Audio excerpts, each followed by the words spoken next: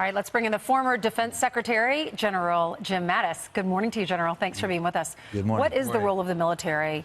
How do they help with disasters like this? Well, in a situation like this, U.S. Northern Command out of Colorado has been tracking this. Of course, the governors have the first line of defense or the first line of support for their people. But there's one military official designated to be the governor's go-between. And when the governor goes to FEMA and FEMA can't fill something, the military will have troops ready, and they are now. But General, it's a daunting task. I mean, all the way from South Florida right up through the Carolinas. There was some suggestion yesterday it could impact portions of New England as well. That's when you need the military. Well, you do, and the military's ready. The National Guard's ready. If FEMA needs them, they'll be ready. There'll be a task force truck ready to go with rolling stock. There'll be helicopters, ships moved into position offshore. But the important thing is they'll all be put in positions where they're not going to be hit by the storm, so they don't become part of the problem. They'll kind of surround what we anticipate the impacted area and then move in. Right. It's an exciting day for you. Not, of course, the hurricane, but, of course, your book is out. We're looking forward to seeing you. I know, for the most part, generals don't love publicity tours, but it's called Call Sign Chaos, Learning to Lead. First off, where does the title come from? Well, I was always full of great suggestions for my troops. And on one occasion when I was a colonel, I was down seeing my operations officer with yet another outstanding suggestion. And I saw chaos written on his whiteboard. And when I probed him at some length to find out what it meant, he said, well, tongue-in-cheek, the colonel has another outstanding suggestion. So that became chaos, and I adopted it as my call sign from my irreverent troops. Did you learn most about leadership from doing, succeeding and failing, or from books? Because you're famous for how you prepare and your love of military history. Well, that love of military history is also imposed on you by the Marine Corps, and they're not interested in your midlife crisis. They want you to study. So it's a combination taught by young NCOs when you're a young officer who take you under their charge, and then by the senior people later on. General, tell us about your book. What's it about? Well, it's about leadership.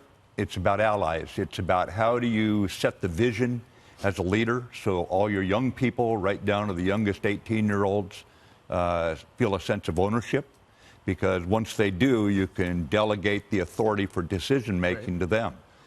Well, one of the leaders you worked with most recently was the President of the United States. It's called Learning to Lead. Do you talk about working as Defense Secretary for Donald Trump in the book? I don't, Steve. Bing West and I, my co-author, we began the book in 2013 when some people reminded me I'd been very fortunate, and they were right. And so what you want to do when you get my color hair, you want to pass on the lessons you learned. Yeah, but I think a lot of people would like to hear about it because, from where we sat, it looked like it was a tense relationship. No, it wasn't a tense relationship. The President's a forthright man, and so am I. I would meet with him weekly. There was nothing going on that I wasn't open with him about. That's the way I deal with my boss anywhere I've ever been. And he was, as you know... Because he's the boss, right? He was elected by the American people. And, Mr. Secretary, a couple of things. You said, I can't agree with this. I can't agree with the pull-out of troops in Syria. And the report was, one of the things you said is, have your next Secretary of Defense be the one to lose to ISIS. Well, I maintain confidentiality, Brian, when I talk with the President. I would just tell you that But you don't back away from that assessment, right? Well, I was asked to serve, and I was raised by the greatest generation. And you came out of retirement. I did. I was enjoying life. But when you're asked to serve, Republican or Democrat, don't start wringing your hands and asking what to do in this way. Just roll up your sleeves if you're prepared. Go to work and do your best. It's very, very simple. How did you become a general? Tell us about your life. Where'd you grow up? Your family? Grew up in the Pacific Northwest, spent a lot of time outdoors, a lot of time hitchhiking. The draft was on. The idea was that we'd all have to go at some point, and I joined the Marines. After a couple years, I decided instead of just doing my patriotic duty, I was going to stick around because I loved the troops. I loved their high spirits. I enjoyed the level of commitment. I always felt like I was co-equal with every lance corporal I had because they were as eager to do the job as I was. You made it your career. One of the excerpts from your book I want you to expound on is this. The Corps recognizes that its success comes ultimately from those on the leading edge. This was the reason I felt misgivings upon each promotion.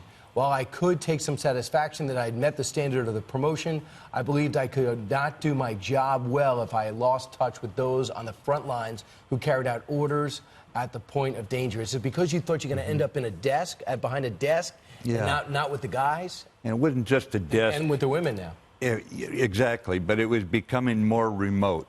And the real satisfaction for any leader in business, on the shop, he needs to be out on the shop floor. For a coach, out on the playing field. I saw myself as a coach. I wanted to be out on the playing field where the lads are going toe-to-toe with the enemy, and I always was afraid I'm going to become one of those perfumed princes sitting back in the background, you know?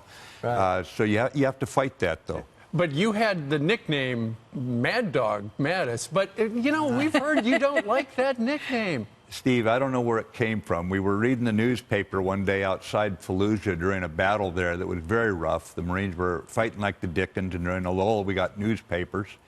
One of them said, "Where did this come from?" And he read the Mad Dog thing for the first time. He said, "We all know your call sign's Chaos." It must have been a slow news day. So are you saying that was Mad Dog Mattis is hashtag fake news?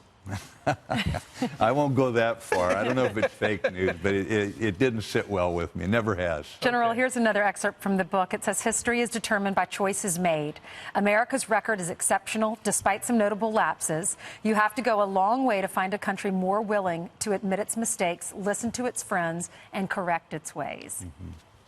You know, when this town was attacked on 9/11, Ainsley, I was fighting very shortly after that in Afghanistan.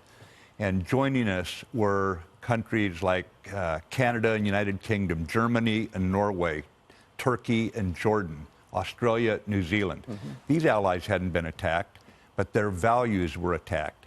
And the values that America stands for, I believe you have to go a very long way to find a country more generous in its nature and supporting of those values. And more willing to admit its mistakes. You said we're not perfect, but we're trying to be. And General, lastly, when you talked about after 9/11, we understand that we were actually on the air at the time, and we watched those buildings fall. Are we wrong to say, or am I wrong to say that I directly link what's happening in Afghanistan to our security here at home? That is directly linked, and we should keep an eye on that. Even if you're tired of the war, are you tired of the Pentagon burning? Are you tired of the buildings falling? Are you tired of Flight 93 in the middle of Shanksville? You bring up a grim reality, Brian. The bottom line is terrorism is an ambient threat. It's going to be with us. It's how do we organize with allies to suffocate it is the bottom line.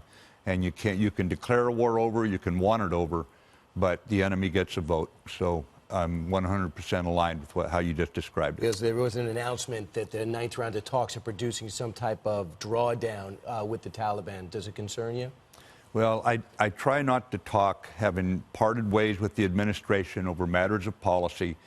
We have Secretary Pompeo, Secretary Esper, the President, who are trying to defend the country, and I don't, what I call the cheap seats. I don't want to talk from the cheap seats now and make their job more difficult when we have 1 million troops out around the world trying to keep this big experiment we call America alive. Don't call him Mad Dog. That is not his call sign. It's Chaos. It's Commander Chaos. Anyway, check out his brand new book. It comes out today. It is called Call Sign Chaos, Learning to Lead. General James Mattis, former Secretary of Defense. Sir, thank you very much. Thank you. Thanks for your service. Thank you for your service. If you're going to get a book that's going to benefit you in the long run, even if you're not in the military, this is it. Yep. It is fantastic. How to lead. Thanks for everything you've done for the country. Absolutely. Thanks, Brian. Great to see you. God bless you. Thank you. Ainsley.